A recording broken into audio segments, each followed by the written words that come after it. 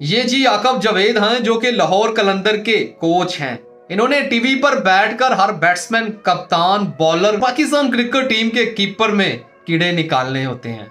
और आज इनकी टीम की परफॉर्मेंस देख लें। कहाँ गया आपका हारिस रऊफ जिसको आप मशीन गन कहते थे? कहाँ गया आपका T20 का कप्तान शाहीन अफरीदी? कहाँ गया आपका जमान खान जिसको आप बेस्ट यॉर्कर कहते थे?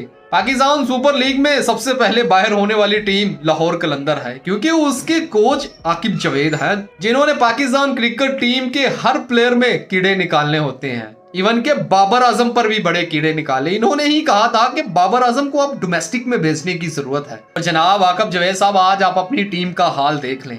लाहौर कलंदर वो पहली टीम है जो कि पाकिस्तान सुपर लीग में मौजूद टीमों से हर टीम से मैच हारी है। उसके बाद मुल्तान सुल्तान से तो वो 2 दफा मैच हार गई है और पाकिस्तान सुपर लीग से भी बाहर हो गई है।